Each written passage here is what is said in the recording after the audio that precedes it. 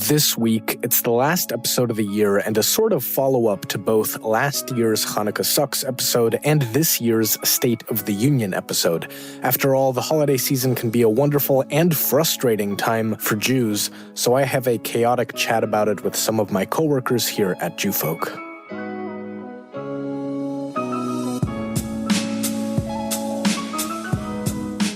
I'm Lev Gringaus, and welcome to The Jews Are Tired, your podcast about Jewish news.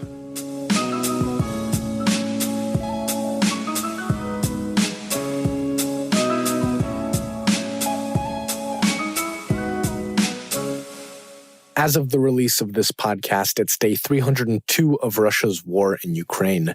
If you want to donate to help Ukraine, there's a link in the podcast notes with resources to do that. I'm going to keep the introduction short because this episode's conversation is very long, but absolutely worth it. I sat down with my fellow too young to really be millennials, but too old to really be Gen Z coworkers at Jewfolk Inc. Izzy Wellman, our social media and marketing strategist for Folk Media Consulting, or social media consulting arm, Emma Pelk, the social media associate who works closely with Izzy, and Carli Shapiro, Jewfolk's development officer. We had a blast talking about our deep frustrations, but also really positive experiences around both Hanukkah and Christmas as Jews. Find out why Izzy hates Hanukkah this time, why Carli has been dressing up as an elf for Christmas, and what Emma and I imagine baby boomers and Gen X used to pay off college. If that sounds random, well, in some sense it is. This podcast doesn't usually have a lot of chaos, but this was four Jews chatting about anything and everything related to Hanukkah, so expect chaos. But as you listen, I think it will also make sense. The core conflicts around Hanukkah, from finding personal meaning to struggling with the public assumption that it's just a Jewish Christmas, are related to a lot of different things for us as young adult Jews. Some quick disclaimers. The audio isn't perfect. Also, Izzy's wonderful dog, Ranger, was keeping us company, which does mean the clicking sound of paws on floors, playing, and opening doors to let him outside and inside. We are also a group of young people, so we say certain words like a lot, which I know some people hate to listen to, so if you can't handle it, don't listen. But I promise the content is good, deep, and funny if you look past our vocal quirks.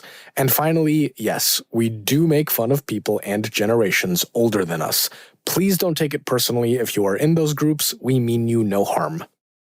As the last pitch of the year, if you've enjoyed listening to this podcast, I'd really appreciate it if you donated to Jewfolk Inc. using the link in the podcast notes.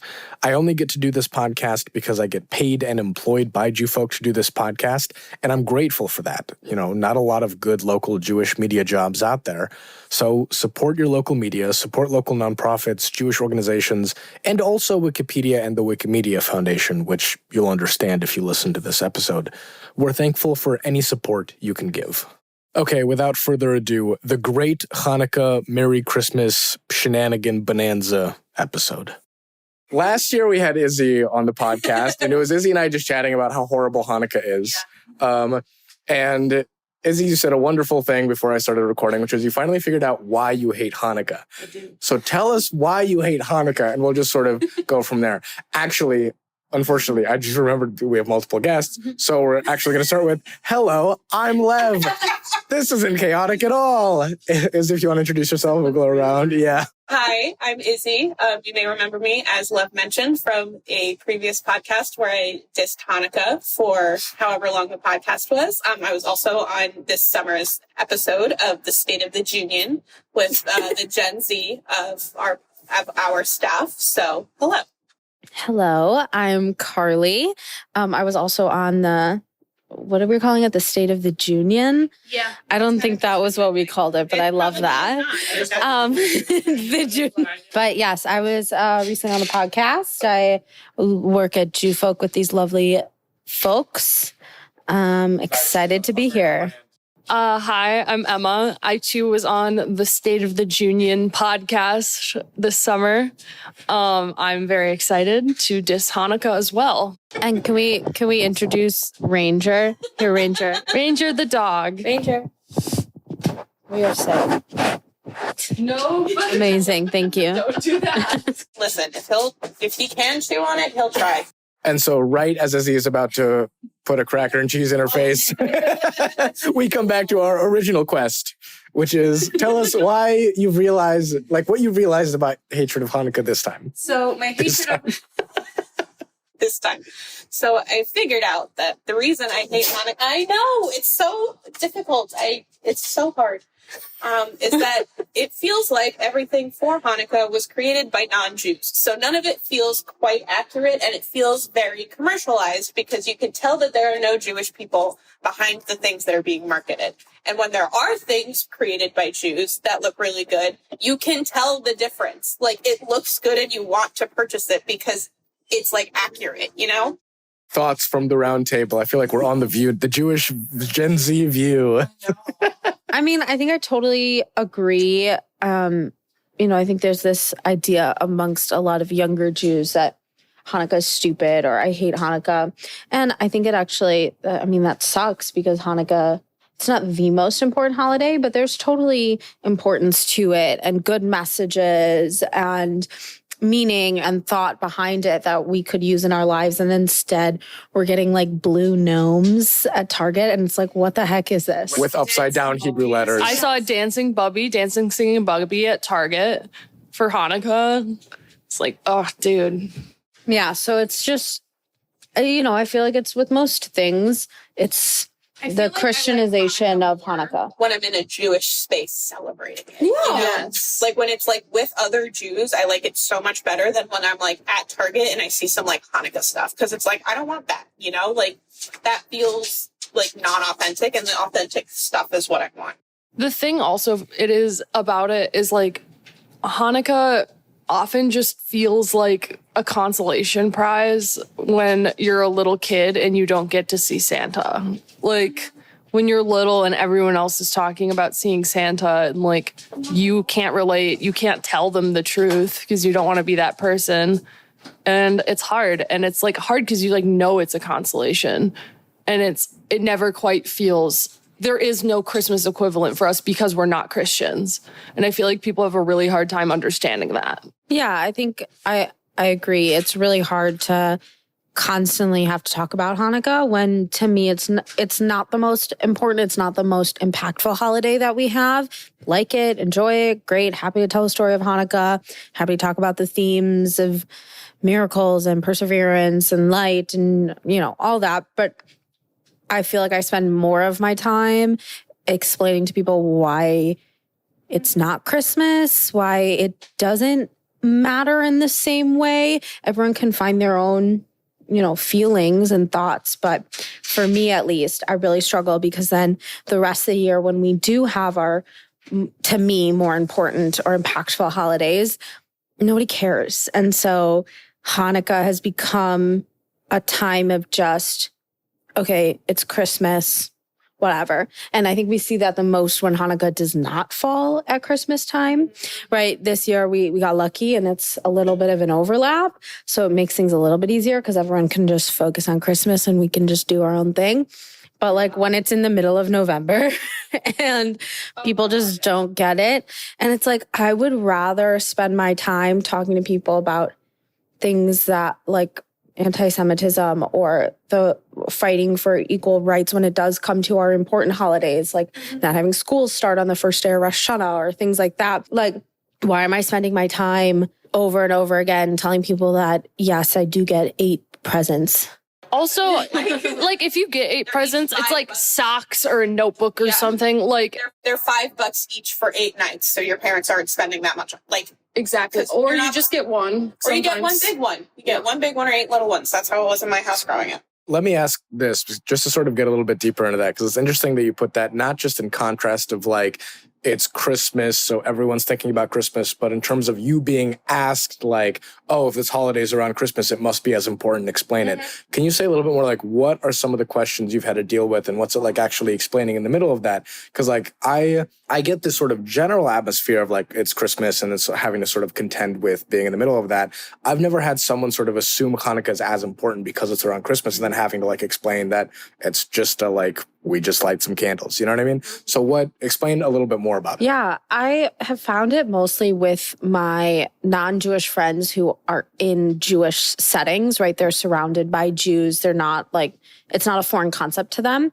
I actually think they find it, in my experience, I think they find it a little bit harder to understand because they do understand Judaism. They do know Jews. They do kind of understand that things are a little bit different, but not to what extent. So that's where I've found it, of people thinking, okay, I have Jewish friends. I know a little bit about Jews and Christmas. That's all they can think about. So they just they want to learn. And so I don't feel any anger or being upset with people who ask me about Hanukkah. That's totally fine. And I take that time to tell them, what Hanukkah is about, and also explain to them that it's not, to most Jews, the most important holiday. It is a holiday and it should be celebrated. And I love celebrating Hanukkah. I think this is a lot of our frustrations with the world when it comes to Christmas and Hanukkah, but I'm also a Jew who loves Christmas. I'm just light and joy and happiness. Why wouldn't you like that? So, I think it's important to note that as well. Yeah, I feel like, at least in my experience, when I have had to tell people no, Hanukkah's a really minor holiday, it's always been people who just don't know.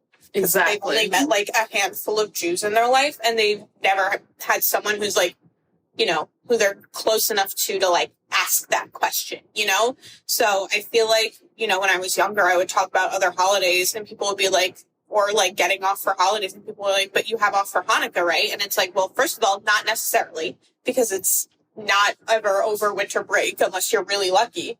And then, I used to get the questions about well, do you still get but little kids ask me oh, does Santa still come see you? And it's no. Hannukah Harry comes with presents. Yeah. And it's I kind of just always knew that it's very weird because I have a very complicated relationship with Christmas because my family now celebrates Christmas because my stepmom and my half siblings celebrate it. But for me, it's weird because I'm seeing it as an outsider who never, little kids who mean well, but it's, still from I don't even know if this makes sense, but from an outsider's perspective, it's always just weird. And I feel answering the questions about Hanukkah, I don't think that much about it because I just assume people don't know because so many people have not met Jews in their whole life. Yeah. Mm-hmm. And even in college, I had several friends that were you're the first Jew I've ever met. And I'm yeah, that's fair. I also think Izzy was talking about Hanukkah and love, or Santa and love said Hannukah Harry. I think we live in a world where the media, Hallmark, Target, all of those people have equated Hanukkah with Christmas with the things that you see. Mm-hmm. So there's Santa and there's Hannukah Harry. There's Christmas trees and Hanukkah bushes. There's mensch. I do have mensch on a bench, and I love mensch on a bench. Let me just say. But I think that's where people get confused, is because in pop culture, in the media, they are presented as equals, and so. They're never equal, though, because we have to go to school. Yes, it is not equal in practice, but in items, in decorations, in, Hallmark finally making a Hanukkah movie. And it's we don't want that. Well, but I also think this may be an opportune time to sort of grapple with, I think actually last year when doing research for the Hanukkah episode, I know I went back and looked at, I don't even remember exactly what it was, but there used to be a group of Jewish journalists or something that would write stories about Hanukkah and ship them to non-Jewish publications in the 1910s and around there, some Hebrew Bureau something. But it was so interesting how the way they wrote about Hanukkah was so obviously trying to equate it, actively trying to equate it with Christmas as an act of Jews belong in America and we're equal to the sort of Christian state of the United States and sort of the people and stuff like that.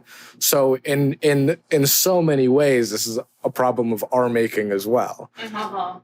Yeah, and I think it was meant with good intentions because, during that time, everyone was trying to assimilate, and to an extent, I get it, but I feel we've also reached a point now, at least not modern thinking, but in a lot of people's minds that okay, so it's not the same, and trying to equate it as such, obviously did not help in terms of like getting rid of, anti-Semitism and making people think we're, assimilated. Like it didn't help. So it's being embraced now.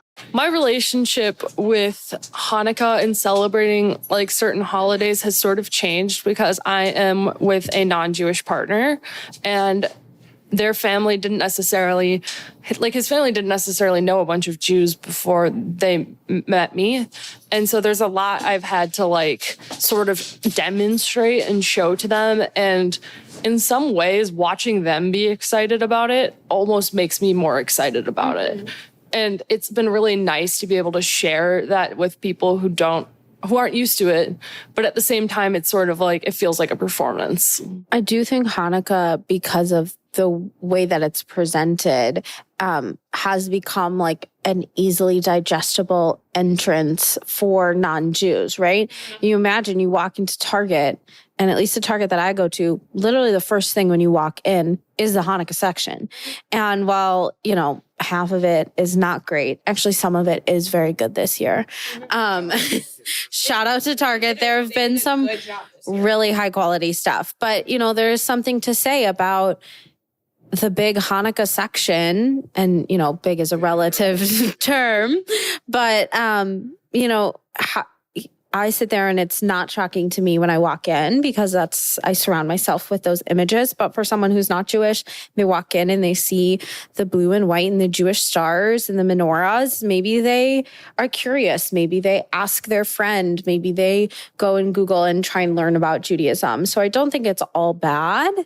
I get frustrated when it's the only option. But I do think it's an easy entrance because there are lots of themes within Hanukkah that are similar to Christmas that you can digest. We're not getting too deep into the story of Hanukkah or anything, but light and miracles and, those are universal terms that people can understand. I think it's way more difficult to explain to someone the story of Passover or Rosh Hashanah and Yom Kippur, these ideas that there's no way that they grew up with that in any sort of media or pop culture.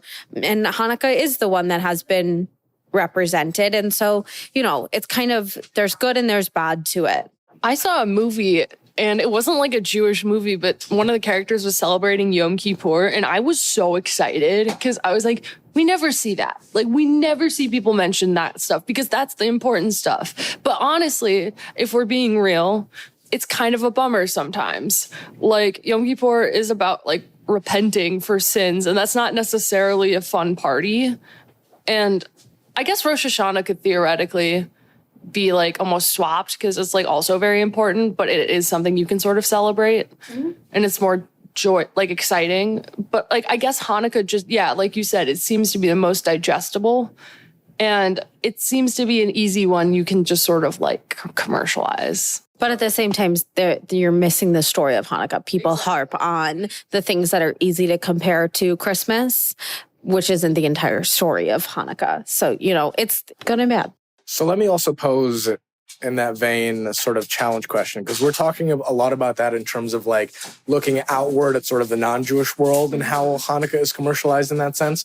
I think, and this is sort of extra curious as like Jewish professional and also like Carli as a former Hillel professional, the sense of like, I think Hanukkah is really easily digestible, not just to the non-Jews, but also to many Jews who otherwise, like, it's really hard to get into. Like you're saying, Pesach is kind of a difficult story, but also all other Jewish holidays have a real sort of not just a ritual component, but a complex sense of demanding something of us as Jews and our participation in things that Hanukkah just doesn't have that. It's mentioned like a tiny little bit by the rabbis. We've turned it into this thing. We light candles. We move on with our lives. But it has no other sort of effect on the rest of the sort of yearly Jewish experience.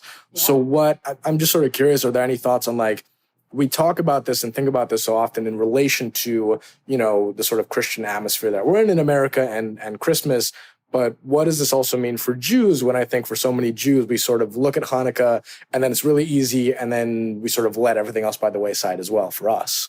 I feel like Hanukkah is also really easy because it's one of the like holidays where you're not like demanded to go in person to synagogues and like participate. it's really like you light the candles at home, and that's part of it. Like you can go and light it in synagogues. A lot of synagogues have candle lightings every night, but it's also you're able to do it without having to go in person and be somewhere. And if you're not like a member of a congregation, it's a lot easier to do candle lighting at home.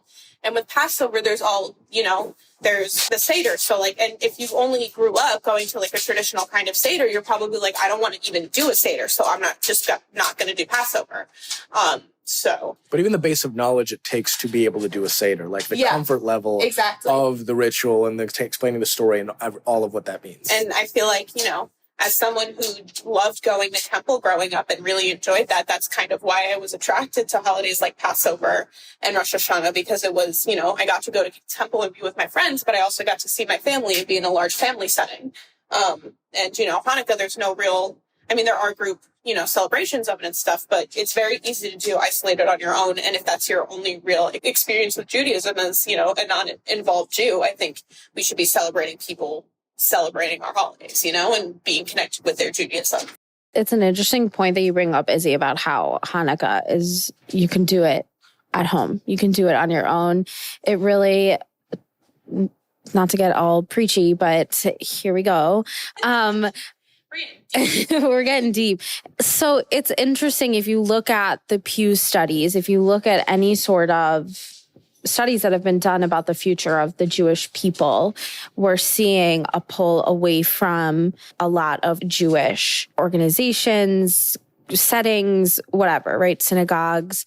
People our age we're not members of synagogues. We're not members of JCCs. We're not, membership is a hard thing for us. It's a hard thing for us in every sense of the word. We're not subscribing to paid news sources. We're not, we are, the only things we're subscribing to are Netflix and Hulu and music. That's it. We're not members of things. And a lot of the Jewish community and the way we organize is based on memberships, camps, JCCs, synagogues, everything else. And so it's this idea of Hanukkah that I hadn't really thought about till you brought it up, is that it's very much a meet you where you're at kind of Jewish experience. Like you said, you don't need to know that much, and what you do need to know can be easily learned. You can do it in whatever way you want. And because of the hallmarkification of Hanukkah, thankfully, not thankfully, I don't know, it depends on how you look at it. It is everywhere. You can walk into a Target and get a menorah and candles and gelt, and you can, there's an option. You can also get matzah, because they put matzah out everywhere. But it is there and accessible. And so, we're seeing a rise of Jews that are not necessarily connected to Judaism in the same way that their parents or their grandparents were. Our generation, don't have this study in front of me, but the Pew study was saying the largest sect of Judaism is this idea of Jews of no religion. They're not necessarily conservative, Orthodox, Reform, Reconstructionist, whatever, all of those. They're this new thing. It's the cultural Jew. It's the camp Jew. It's the, I want to make Judaism the way that works for me. And I think the numbers are very large. And so we have to accept it. And so, I feel like I'm contradicting myself, because at the beginning I was so annoyed with, Hanukkah being the thing that is celebrated, but maybe there is a really good benefit, and it's an entry point for Jews who don't have Jewish experiences. The four of us sitting right here, we have to acknowledge we are very involved Jews. Mm-hmm. We did youth groups, we did camp, we're working for a Jewish organization full time.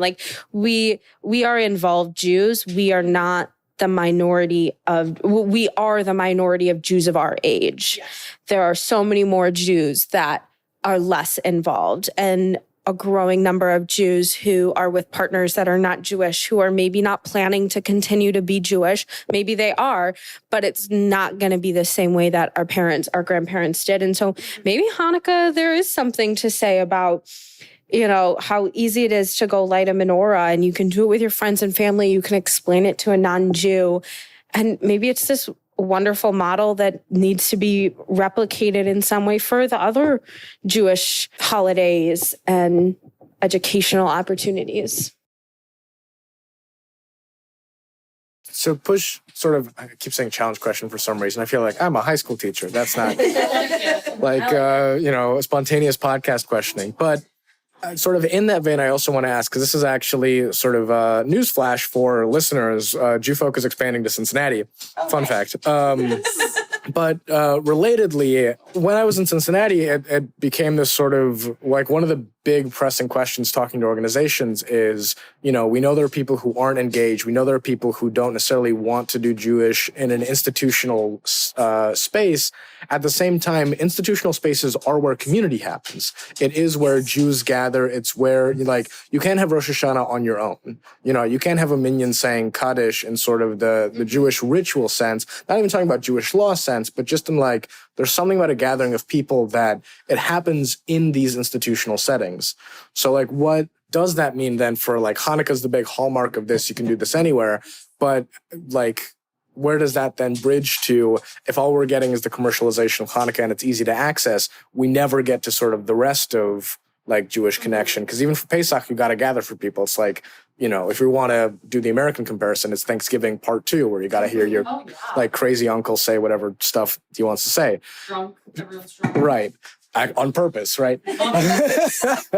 I do think it's a good thought, because I think it's what's plaguing organized Judaism right now is, okay, we can get them for one thing, but then what?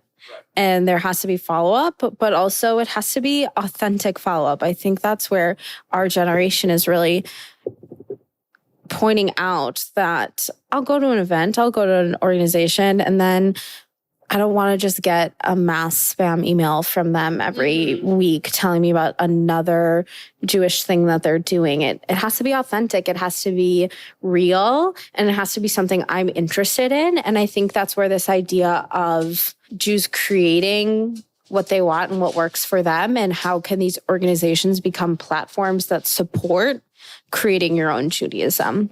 I feel like part of it that I feel like is so often ignored is it's kind of unsafe right now to be Jewish in public spaces. I have not, especially in the last couple of years, it has been really hard for me to justify going to temple, because I'm absolutely terrified, because there are always threats against synagogues. I mean, after the Pittsburgh shooting, I had to go into work the next day, and I spent all day Saturday crying because I was absolutely terrified, to go and get shot at work, and I was 19 as a Hebrew school teacher, and I was like, oh my God, do I have to die for these kids?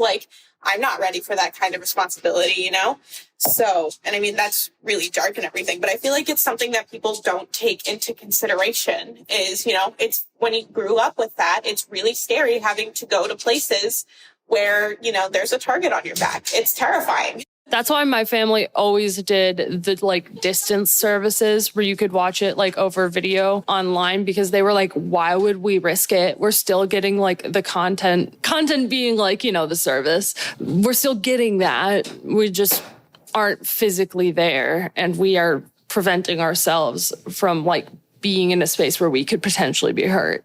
It's a really poignant thought, because that is the story of Hanukkah. It just down to a T.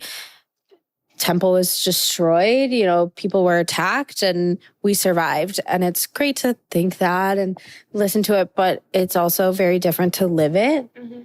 And to sit here and say, I'm not going to let someone stop me from going to synagogue because that's something that's important to me. That doesn't mean I don't get nauseous every time I walk in and, say hello to the fully armed security guard at the front door. It's fully preventing me, but it's taking me a lot more to get me there. Well, and it is for a lot of people, and that's very valid. And I'm not saying it's not. Oh, yeah. It has to be something good to get me to want to go. And if I do go, I don't want to go by myself. I need to have someone else there with me, And that's just how I go out in public these days anyway, because it's a scary world we're living in and I'm anxious all the time. Anti-Semitism is unfortunately, like we've seen, especially over the last month. I know we said we wouldn't talk about it, but we won't mention his name. But it's just become so normal. Just a comment here or there, or just this thought. I can acknowledge that I grew up in a very Jewish community and I was kind of in this little bubble. And it wasn't until I went to college that I met someone who had never met a Jew before. But, you know, it's so real in the entire world that there are so many people who know nothing about Judaism, and anti-Semitism is so easy. I can say right now it's kind of like the cool thing to think. And that's really hard. It's hard to grapple with. And then, you know, we're sitting here complaining about Hannukah being relevant around, you know, in Target and everything. And it feels so, it's like so hard to comprehend. Like, shouldn't we be happy that there's great Hannukah decorations at Target because that's representation? But it's also the idea of like, what is being represented? So that's actually something I've seen over the past couple of weeks. I think Asian Twitter in particular, there's been this, but I also know this happen in like LGBTQ Twitter and sort of different communities. This question of like, when representation happens, how much do you question what kind of representation it is? Mm-hmm. Is it good that there's simply like someone who looks like us and you know talks like us on screen or on wherever or in Target? Or is there a real sense of like, well, wait a second, shouldn't we be asking for like a more authentic, like who we are standing up there and representing us? Or what, like how are we navigating the sort of nuance of that? So I think that's actually like a really fair point, because that's also the story of Jews in America as we strive to be accepted as much as possible and create things like the Judeo-Christian sort of terminology in the 1950s to sort of showcase our partnership with Christian America and how we're accepted. And then we're stuck now going, well, Judeo-Christian isn't actually a thing, like how, and trying to pull back on that. But also to tie this back into Hannukah a little bit more, a thought that I had earlier actually was, it almost feels like some of our annoyance with Hannukah is generational also, in the sense of like I feel like every time I run into Hannukah, it's okay, now we're doing another candle lighting. Like not, this is going to sound really weird. Like it always feels like the same thing. You go to a synagogue, you light some candles, you do the same thing, but it always feels like the same staid like setting. And at home, like it can be a little bit different, fine. But it just feels like the way we're used to talking about Hannukah is always the same thing year after year after year that like harkens back to what it sort of developed in the 50s and 60s. And I kind of think our generation is like, we also need a new way to sort of talk about and think about Hannukah that doesn't feel as manufactured, conservative synagogue, mostly 50 plus people. You know what I mean? Not in a nice way. Mostly 50 plus. Yeah. I mean, you know, I feel like we interact with that a lot, at least like in our work with social media, is that like people just don't get it and they don't know how to interact with young people, and they have very different ideas of like who young people are in this day and age. And like, we're recording this episode of our podcast in our house, in a house that I just purchased with my partner. We would not have been able to purchase that without intergenerational wealth. And we are very aware of that fact. Mm-hmm. And, you know, it feels very disingenuous sometimes when people like adults are like, oh yeah, you'll move in a couple years. And we're like, no, we won't. We don't want to. Like, we chose this house because we want it to last us for 30 something years, because we don't want to move again, because who knows if we'll be able to do that, you know? And it's very frustrating to have to like explain to people that things are different. And then they're like, oh, well, you're just being pessimistic about it. And it's like, I mean, yeah, but I'm also being realistic about it. And, you know, it's different now than it was however many years ago when they were our age.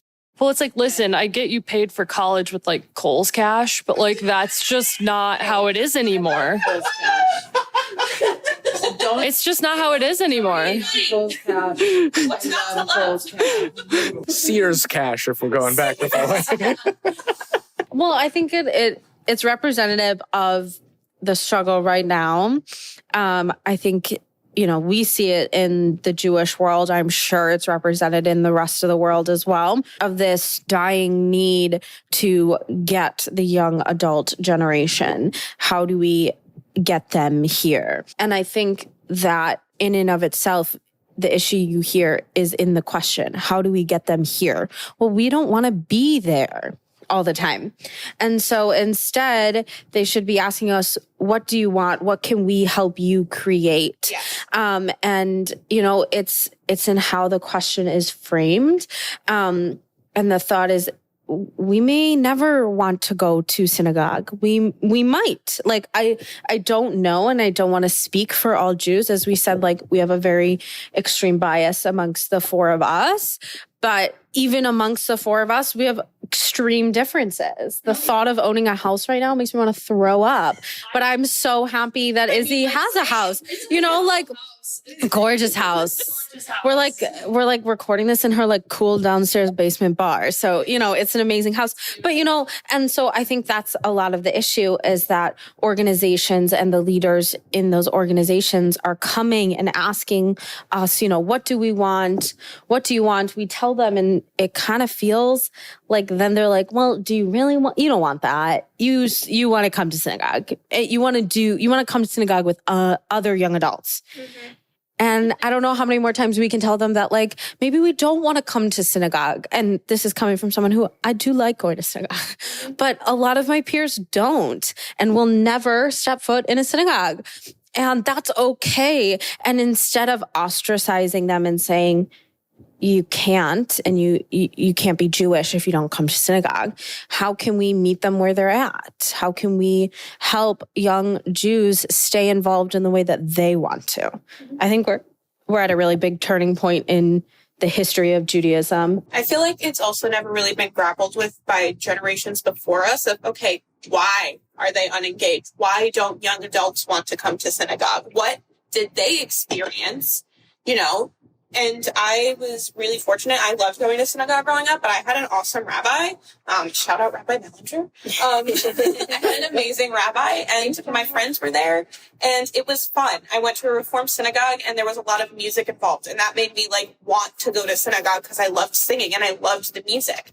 So that was what like drew me into it, and now I'm getting drawn back into it with, you know, making food, like baking challah, like on Fridays, like is one, like I look forward to it and I love doing it because I feel so connected with my Judaism. And, you know, it changes, and I feel like everyone is expecting it Just trying to be quiet about it. to stay the same as it's been for forever. And, you know, if Judaism has to also change with the world, because if we stay in one place too long, you know, bad shit happens. But that's it.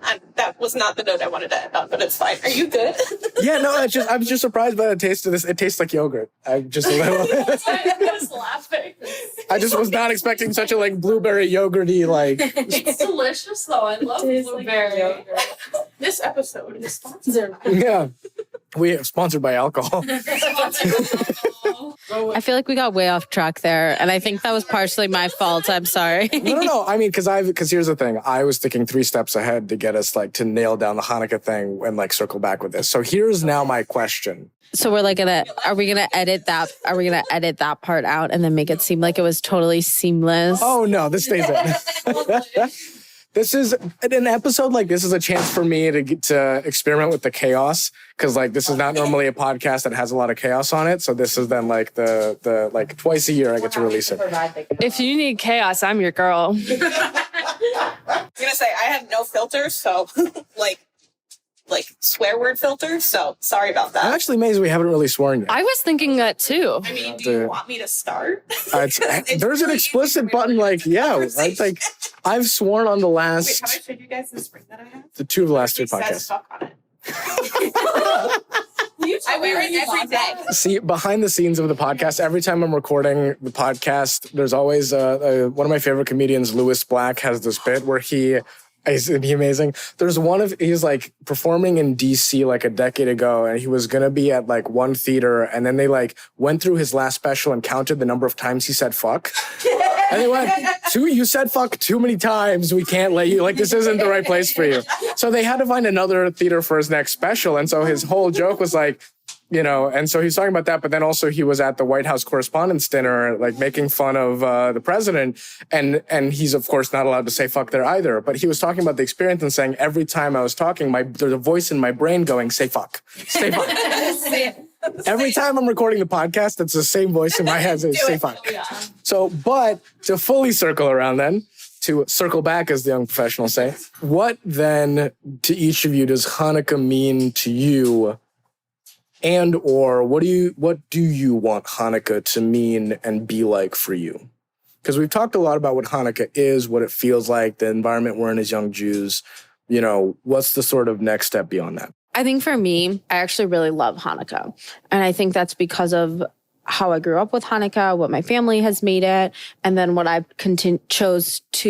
what I have continued to do. Say fuck.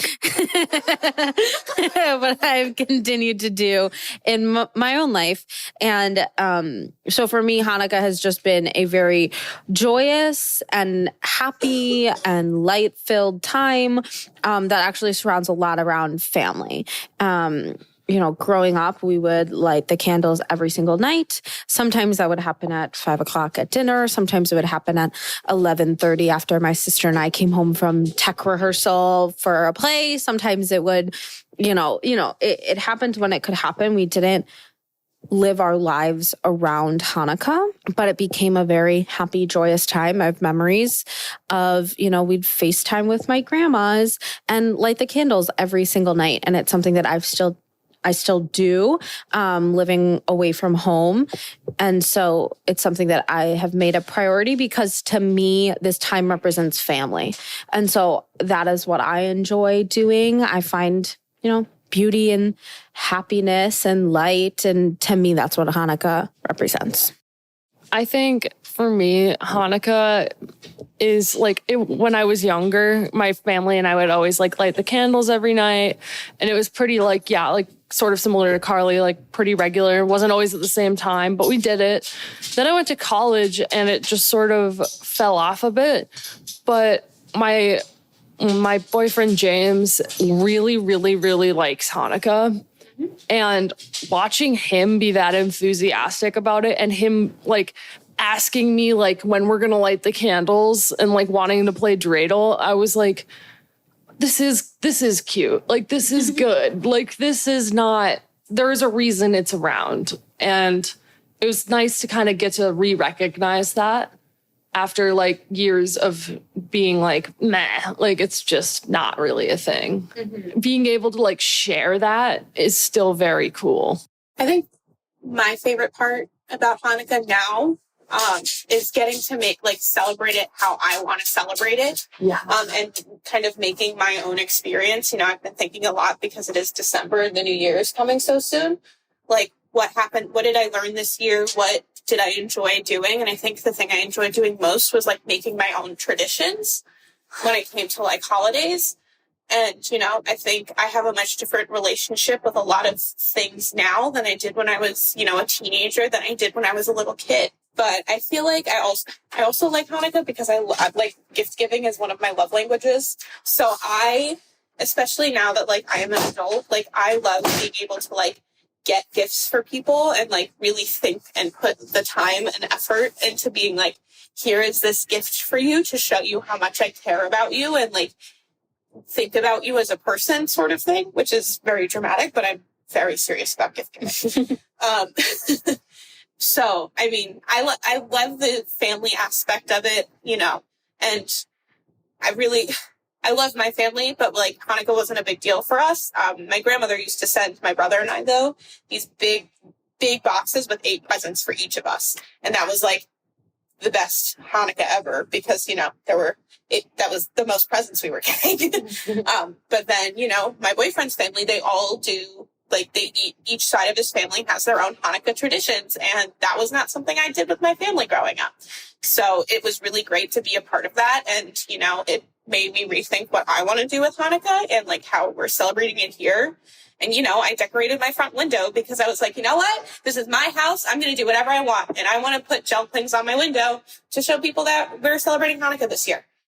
I do want to follow up, Emma, not to put you on the spot as our resident person who's in a relationship with a non-Jew. Ask away. You can tell I don't have a very Minnesotan sense of passive aggressive, like walking up. Which I'm used to it. So, but it's like you've sort of said this a couple of times, but I wanted to ask directly, like, do you feel the fact that Hannukah is more accessible in general and your boyfriend likes it so much, does it feel like it's an opportunity to sort of bring more Judaism into your relationship and help the interfaith thing work more? Because like the part of the, I think, unspoken thing of, interfaith relationships is at the end of the day, there is always a conversation of like, there are different people with different cultures and traditions. How do you make it work? And how do you make people feel at home in that? So does it help you with that and bridge that gap? Yeah, absolutely. I think, that was one of the first ones we shared with his family because, like we said, it's pretty like known about. So it wasn't like we had a lot to like explain, but they came to Passover and they loved it and they want to come again. And so like Hannukah, I feel like was almost like a gateway. It was like we were able to sort of like move forward with that. And they got really excited about it too, kind of like James did. So it's very nice to be able to have that. Even if it's like not necessarily important to us, it's still like a way for people who aren't Jewish to become engaged with Judaism. Mm-hmm. In that way, I really respect the meaning of Hannukah, like, and the ability to like inspire a little joy. Do you feel like if Hannukah hadn't gotten that positive of a reaction, that there wouldn't have been as much Judaism in your relationship, and if like in your relationship with your boyfriend's family now? I think that if his family had a problem with it, I just wouldn't celebrate it with them.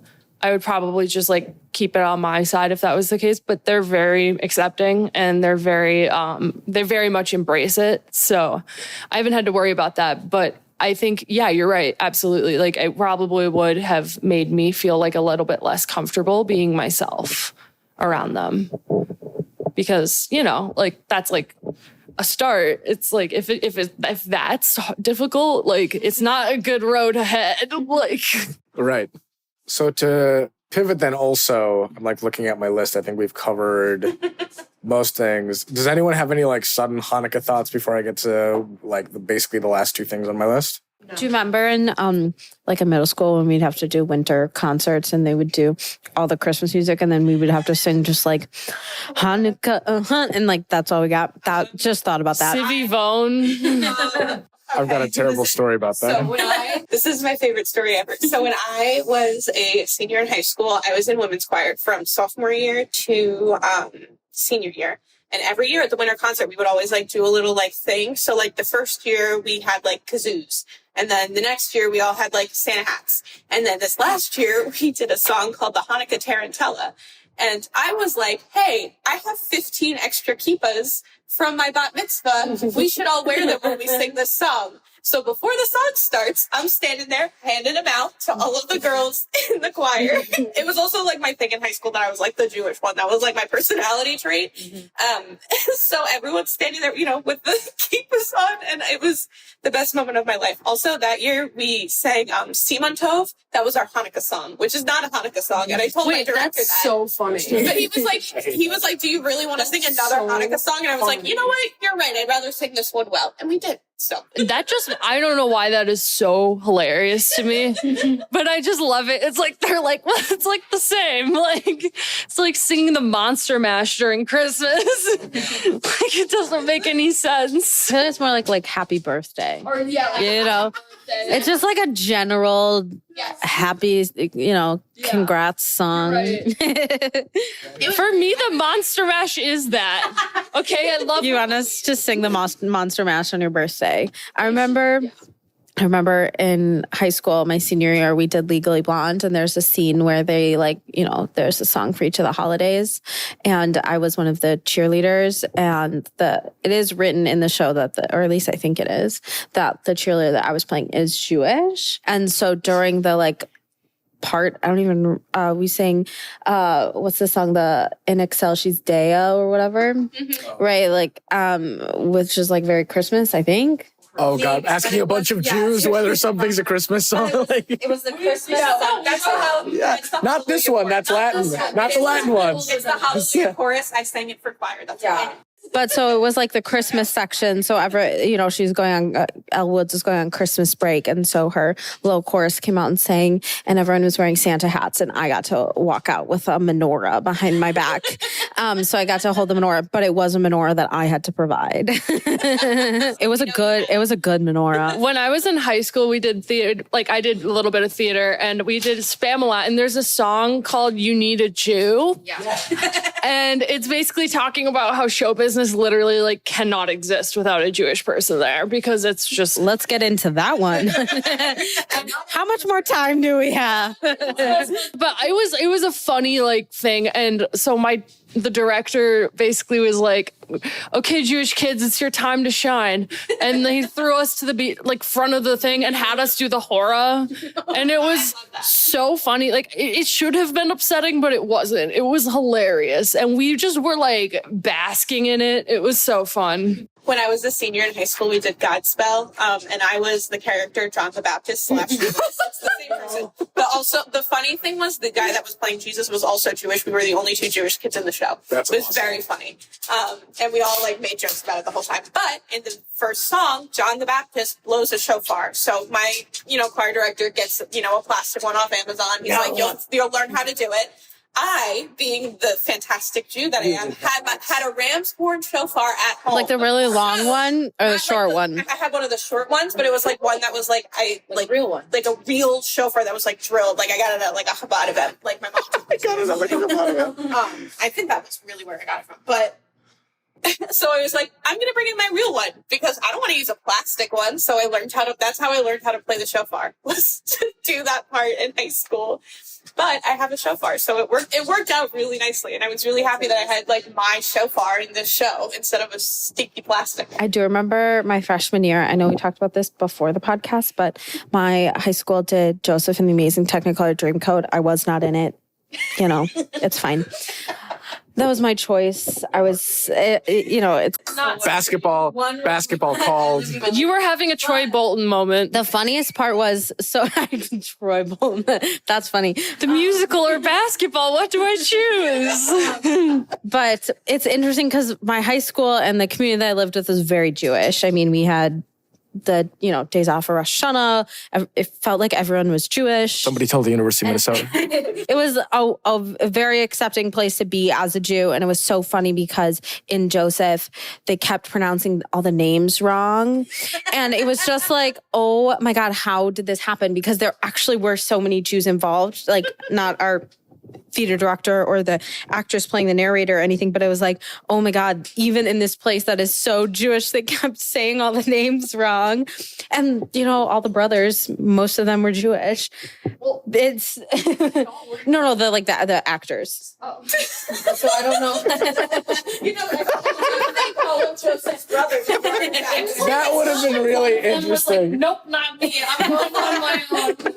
I'm a Mormon now. I'm a Mormon now. They're just converting. Issachar's like, this isn't for me. But it's funny because, that's just like the life that we live. Like, I don't know. I don't know what the point of that was. I think mostly to get my gripe out that as a little freshman, I chose to play basketball instead of being Joseph. So stupid. Welcome to High School Jewish Experiences podcast. See, that's all of yours are a lot funnier and more positive than mine when I was in elementary school. When I was in elementary school, I think 3rd grade, I want to say. And we were because I have the choir for everyone. It was like a song. It wasn't explicitly a Christmassy song, but it was one of those going through the snow, something so it's right around the holiday. It's one of those. I think it's that one, yeah. Jingle bells? You mean jingle bells? No, not jingle bells. No. It was something else that wasn't totally explicitly. I don't even remember. It's like but how funny? But with Christmas undertone. Yeah, but how funny would it have been if it was jingle bell? I literally don't remember. I threw such a fit that I didn't want to sing this song because it was a Christian song. I love that. And I swear to God, they had to call the assistant principal or somebody to spend time with me in the hallway to calm me down about singing this song. I don't know why I decided to throw such a fit about this, but it's obnoxious Jew. Not to make it super serious now, but there is a lot of debate and talk about like, do Jews just have to accept Christmas? You know, I love Christmas. It's fun. It's joyful or whatever.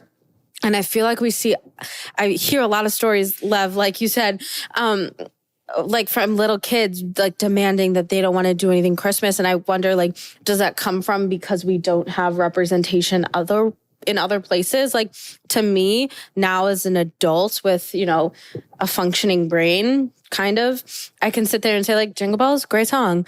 Most Christmas songs written by Jews. And singing it or experiencing Christmas. Like, I went to the Christmas market. It was great and fun. But like, do you think I wonder if it comes from a place when people are so adamantly against Christmas as Jews? Because we see that all the time. I think, you know, does it come from, it's because we don't get representation in other places? I don't even know if it's that, but like the experience of having to like, I feel like the fact that Christmas is like something that people think everyone celebrates Christmas. When I tell people I don't celebrate Christmas, they're shocked. You know, and the fact that, you know, I didn't start celebrating Christmas until I was like 13, and people were like, that's so weird. And I was like, no, it's not. Both my parents are Jewish. Why would I celebrate Christmas? You know, like I had no ties to that holiday. So I feel like it's very othering, and, you know, people assume everyone celebrates Christmas, and that's what I think the problem is. And then you have to identify yourself as the other. And you have to be like, well, I don't celebrate Christmas. I don't want to do this. Like, I don't want to sing a song about how Jesus was born on Christmas Day. We don't even know if he was real. Like, you know, he's not my God. Like, glory to Jesus. Like, I don't really want to sing that, you know? And I feel like, you know, I have, you know, a lot of Christmas songs were written by Jews and everything, but I feel like the fact that Christmas is the go-to holiday and people, you know, get so mad about having to say happy holidays. It's like, yeah, you can acknowledge other people exist. Like, we exist. I promise you, it's okay that we exist. We don't even, like, just, like, acknowledge it. I had a high school teacher make a big deal about that. He was just like, Christofferson. Names. Oh, I never had. Okay. Yeah, he literally was like, so it's like, you know, it's Christmas season. I'm just going to say Christmas because what's the point of saying happy holidays? And I'm just like, raise my hand. Because I'm Jewish, like, and he just like continued to say Merry Christmas. It didn't really bother me because I was like, well, I'm in a Christian world anyway, so like, what difference does it make? The thing that made me so upset is that I learned about like Christmas and like the story behind Christmas, and like, you know, I learned about Christianity at Hebrew school. Like, they taught us about Christianity and Islam and other religions because they were like, here's how they're similar to us and here's how they're different from us. And like, you know, to give us a basic education. And I knew more about the background of the holiday of Christmas than kids who celebrated Christmas. And that used to piss me off because it's like, why do I know more about your holiday than you do? It's not even my holiday. No. I don't care. Going off that, you really don't care. You're completely correct, though, because like, there have been situations. If you celebrate Christmas, fantastic. I love that for you. I have no problem with you celebrating Christmas. Don't assume that I celebrate Christmas just because, you know, it's like, just don't. It's just rude. Like, I think for me, the thing about Christmas that makes me irritated is it's just so much. It's just like if you go to a public place, it's like the Christmas songs are on loop.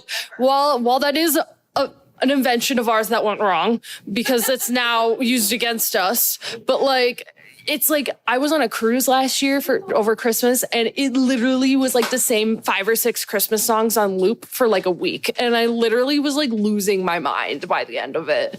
I was like, dude, if I hear one more Christmas song, I'm going to freak out. And it was just like... Time for the Jews to write some new Christmas songs. All I ask Right, is we that need to they write wait more. until, like, Thanksgiving it's over. That is my only request. Right, You you can just have wait. a whole Come month of on. December, but, like, can we get through Thanksgiving first? Like, when it's Halloween and then all of a sudden there are Christmas trees, it's like... there's still 2 months. It's at the end of December. Like, please wait. When Christmas stuff is out before Halloween, I take that as like a personal offense because like Halloween is like the most important holiday in my life other than like the Jewish ones. I wait all year for it. I like it more than my birthday. Like, it's everything to me. And so you are just disrespecting my favorite holiday like that. Give Halloween space. Halloween space. That's what this podcast is called. It's just a huge advertisement for Halloween. I do think that I have I don't know, I just have a different feeling towards Christmas than I think you guys have expressed. And maybe it's because of the way I grew up and, living in a very Jewish community.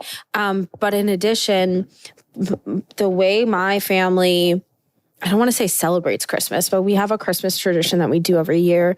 We partner with an organization in Milwaukee called Tikkun Ha'ir that, volunteerism and things like that. And my dad dresses up as Santa Claus, and my mom she doesn't really do the full getup. We just wears a hat as Mrs. Claus, and my sister and I as the elves, and we collect That's anti-Semitic. So hold on. We collect presents and we go and we deliver them to Battered Women and Children's Center. And it's very interesting because this whole organization, Tikkun Ha'ir, it's a Jewish organization that goes and does this. And my dad talks a lot about his experience as Santa Claus. He is in the full getup as Santa Claus.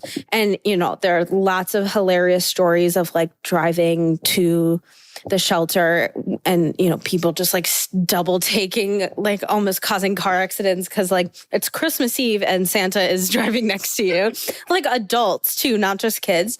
Hashtag Wisconsin. They've all one or two. But it's very interesting because obviously my mom, my sister, and I have this very emotional and beautiful experience of helping and giving back on a holiday that is not ours, that is important to other people. But hearing stories from my dad of what Christmas means to people and what Santa Claus means to full grown adults who are obviously living in very difficult times right now. It's very eye-opening because as someone who is so proud to be Jewish, I am a fighter when it comes to Judaism. I want people to understand Judaism. I want people to accept Judaism. It is surrounding every aspect of my life. But to then have this like very moving and powerful experience surrounding Christmas that is not about me, that is about listening to other people's stories and what Christmas means to them. It's just, it really does put it in perspective. I think that, it's hard. We're living in a world where, yes, there's, people say there's this war on Christmas and happy holidays and Merry Christmas. There's a difference, though, between those people and, the nice person working at the TJ Maxx counter who says Merry Christmas. Like, of course, I'm going to say Merry Christmas back because I would love to have a Merry Christmas, right? Like, I want to have a wonderful Christmas where my dad, dressed in a full Santa Claus suit, walks up to the Chinese food place, picks up our food, and we go over to our friend's house where we're all having Chinese. And, one year we forced my dad to go in the Santa Claus suit, pick up the Chinese, and then to the movie theater. And it was, like amazing, but it's like, to me, the Merry Christmas thing has never been an issue until it was brought up to be an issue. I was not someone who, and I don't mean this in a bad way. If you do have those feelings, they're very valid. I never had an issue when people wished me a Merry Christmas because I think it's because Hanukkah is not like the most important to me. So I wasn't like, well, why aren't you saying Happy Hanukkah? Because I didn't care. When it became this huge thing a couple of years ago in like politics and everything, and it was like and it's like, why can't we all just be accepting? Why can't Jews let Christians have a Merry Christmas?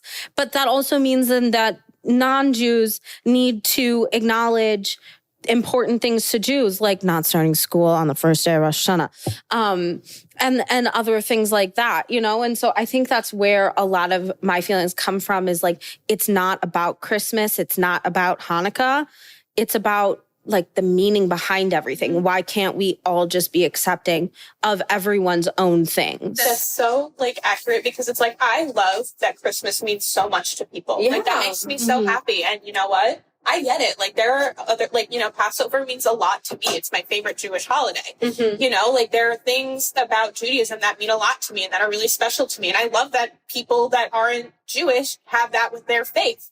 The problem becomes, when and I remember when you were saying the thing about Merry Christmas, my dad told, we drove to Florida one year from New Jersey when we, like, over Christmas, and someone wished us a Merry Christmas. And I asked my dad, I was like, why didn't they say Happy Holidays? Like, we don't celebrate Christmas. And my dad was like, yeah, like, a lot of people here celebrate Christmas. There's not a lot of Jews. Like, it means basically the same thing. You just say thanks, you too, and move on. Like, someone was wishing you basically, like, have a great day. That's like the sentiment. equivalent. It's about the sentiment behind it. And, you know, that's what really pisses me off when people say, like, oh, well, we can't say Merry Christmas anymore. It's like, why can't you acknowledge other people exist? Exactly. That's literally all. And you don't have to. Like, you can still say Merry Christmas. And if someone says, oh, Happy Holidays to you too, say thanks and move on. Like, Yeah. you know, because that person obviously doesn't celebrate Christmas. Like, it's okay that other people exist that are not you.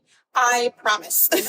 This is why, like, conversations like these are so interesting to me, because this, like, every single thing we've talked about highlights the weird nuance of being Jewish in America, right? Yeah. The sort of, as, you know, in name a democracy where I don't start laughing so quickly, Emma, but We said we're not allowed to talk about that. shut up. No. But like, Are we going there? Because I can go there.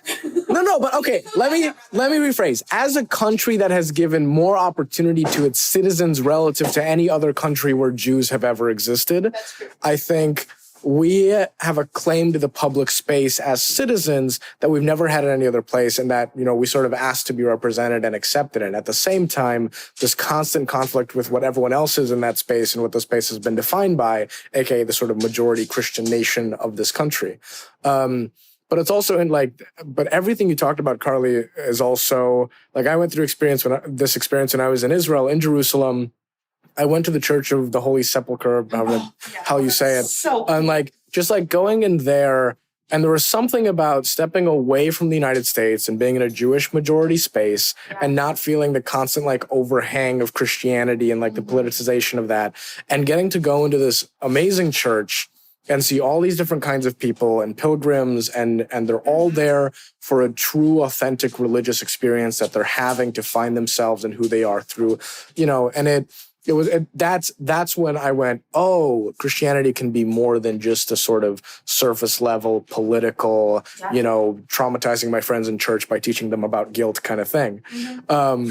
So it is really interesting to like learn to have that appreciation amidst the commercialization of Hanukkah and Christmas and all of what that means. And it's also interesting to me because even notwithstanding my sort of causing a huge fuss in elementary school, as I got into middle and high school, I became the Jew who was like trying to break the no hats rule by wearing a Santa hat. And like, I was the one trying to wish everyone a Merry Christmas because I decided to just accept it as part of the vibe and like, you know what? Christmas can be a pretty time, and Christmas time. Yeah, but like what to put this in the most anti-Semitic way possible, what Jews have created the culture of Christmas to be in America is kind of cute. Like in like a nice way. Like it's everything snowing and there's a tree and there's light and there's like and so I, like, being fully Jewish, never sacrificing that, still went all in the, like, let's wear the Santa hat. Regardless, like, Christmas, like, winter's dark and cold and often sad.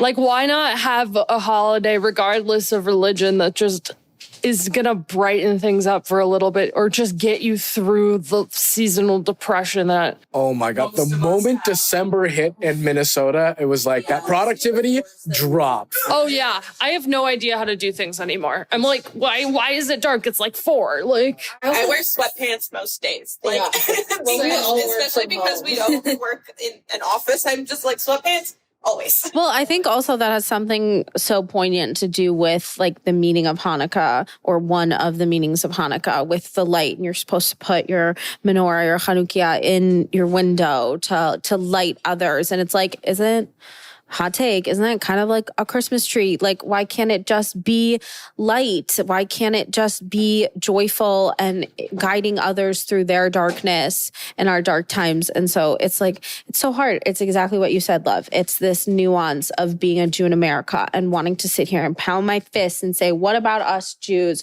What about me? What about my life and my friends and my family, that we get nothing and you get everything? And then I'm like, ooh, look, a pretty Christmas tree. I love it.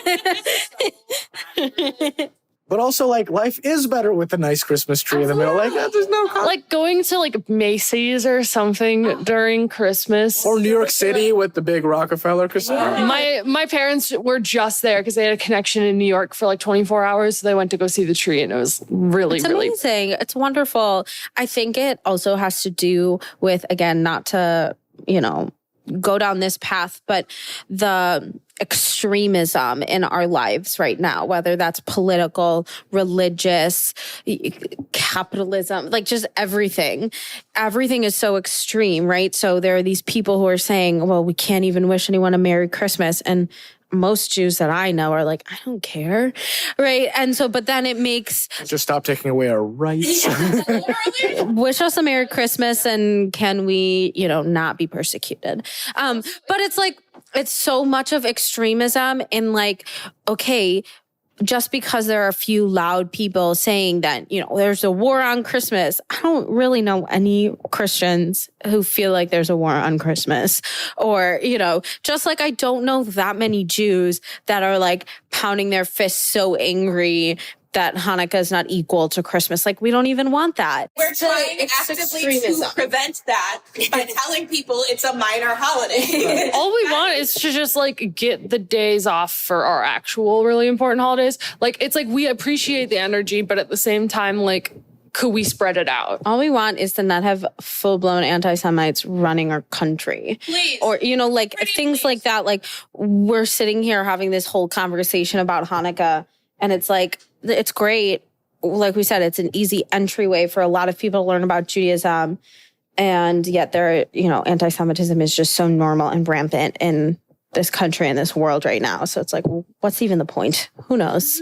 We'll keep trying though. So here's the question I want to end the podcast on. No, we don't want to end. There's so much to be said. I think like the timers and they're at like a full hour. I don't know.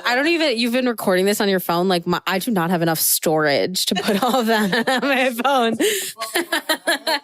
Well, but I think this is also for listeners and for us. If this is enjoyable, then we should do like this as an actual podcast. Yeah, we really want to keep doing this, but we also could just do it and not record it and just talk amongst ourselves if you don't want this. But if you do, let us know.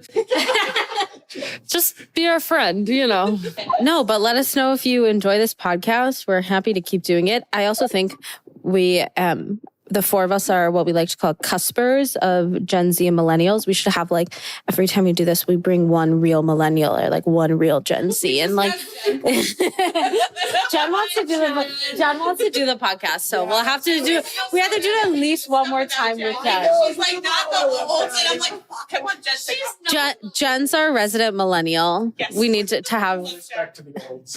With all respect to the old. Okay, Lev wanted to ask us a question about 45 minutes ago. So let's bring it back. Lev, back to you. Here's the question I want to end on, because we've talked about a lot of different aspects of Hanukkah, how we relate to it as Jews, young Jews, the community in relation to Christmas. I want to ask about something really specific. Hanukkah guilt. Okay? Yes. Do we think maybe it is time to retire? Look, Jews have money during Hanukkah. The selling of that as a Hanukkah icon. Is that Jewish or anti-Semitic?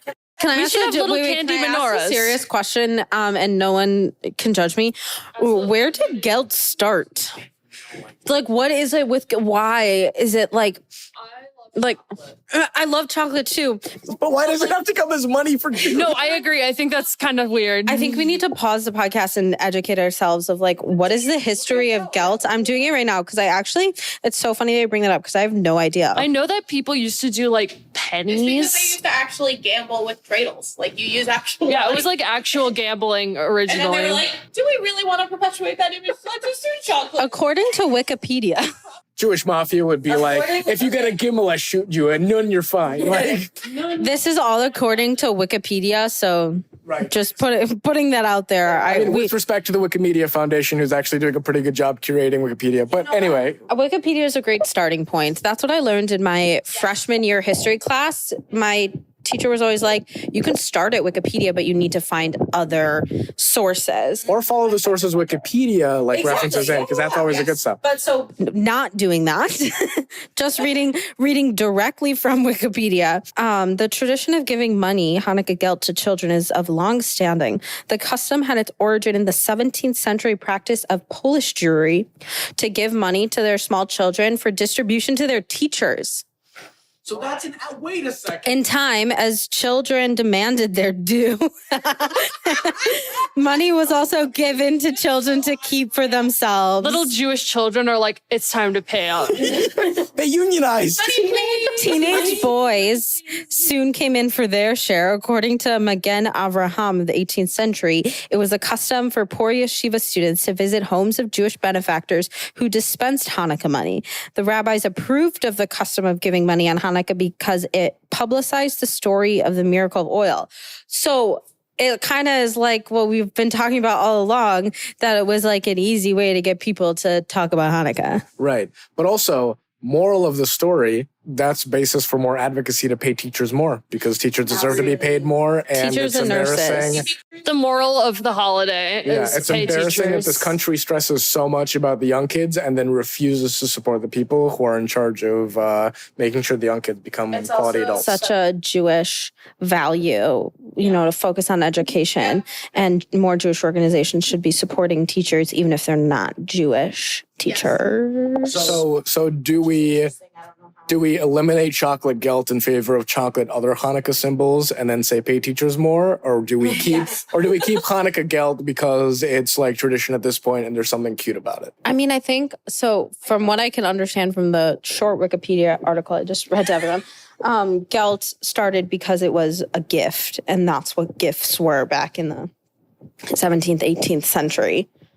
So I don't know what I'm saying about that. Yeah, maybe it's more of like a gift situation, but also like I love chocolate.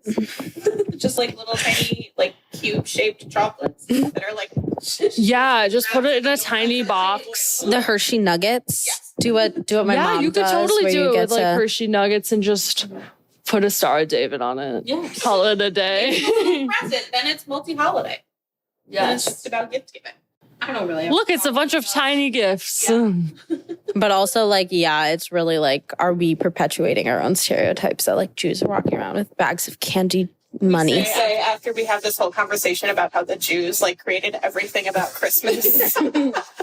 But also, real true hot take to end on. Gelt, I guess, agnostic. Cryptocurrency gelt, absolutely destroy. Eliminate. Yeah. Wait, what? They Cryptocurrency. started making like, No, they didn't. Yeah. What does that Really? mean? What does that even mean? they look like the crypto coins or whatever. I think Bitcoin. hot take, cryptocurrency is all fake. It's horrible. I don't know. As someone who invested in it and like got a rise and bought this computer I have now, thanks to like the big jump in like late 2020, early 2021, complete fake BS, horrible. Taught me how to invest. Never ever investing in crypto. Yeah, that just seems like a poor investment. And they spent like every single commercial at the Super Bowl was all about like crypto and shit. It just seems like a scam. Like Where does I don't imaginary own money. it, like has my name on it, but like anyone but it's on the internet. Like, don't you know how the internet works? Like, that's nothing.